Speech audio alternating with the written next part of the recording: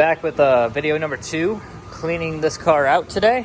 They're cleaning a lot of it. I gotta clean up the mess, put some oil dry and everything. Otherwise, yeah, we're gonna start cleaning it all out. Take the steering out, get that line off. There's not much more to do except cut in the engine bay, so that, gotta clear out all this garbage, move that shifter out, vacuum it out. Yeah, then I gotta clean out the trunk with all the trim, or not all the trim, but some trim, some glass, put the glass in the back. Since this is kind of a, it's a Bel Air, I guess, so it's a little rare, or a little different, so it's kind of cool. It's got the little vents in the trunk. But yeah, time to clean.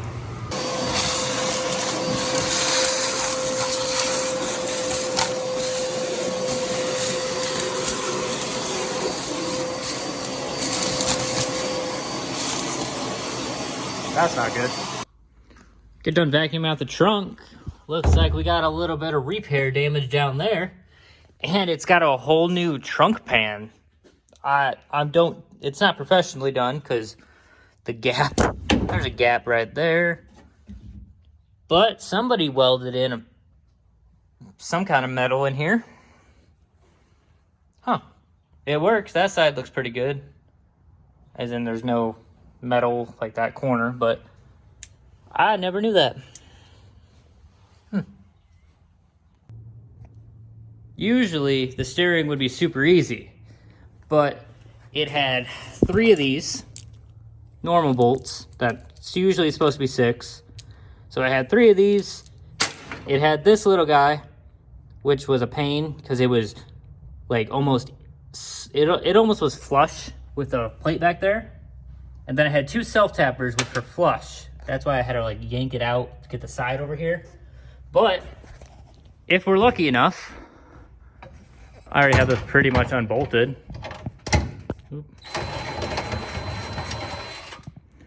That should be out.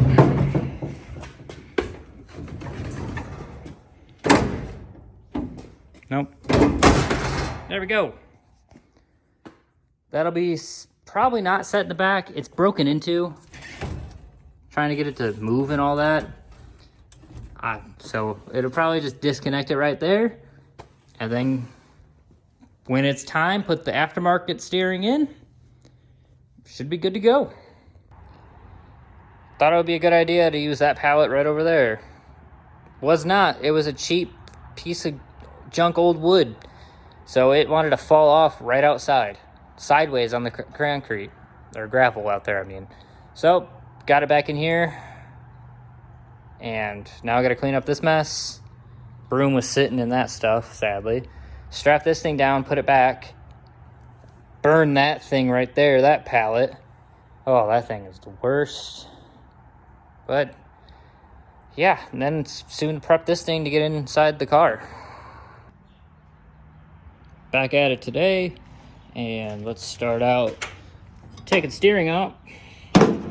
I had the 2 bolts undone. Now I just have to get the bolt that's right here. Take that off for the U-joint steering that's going in. I cut this off, which was the front part of the fender. Snip that real quick.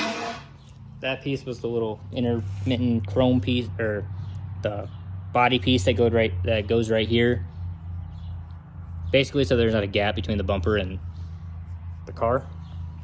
Other side, there's a bolt that right there, that little guy is spinning. So we got the Sawzall battery getting charged. All right, just got done cutting out the fender wells a little bit more on that side, I realized. But cut out the firewall too with the plasma cutter. Get all that at least started to cut, because I can always touch up right here with a Sawzall if I needed to. Depends on where the motor like sits and like what's dead even. But there was only like 2 fires, and that was the plastic piece that goes right here on the inside. But oh well, it's fine.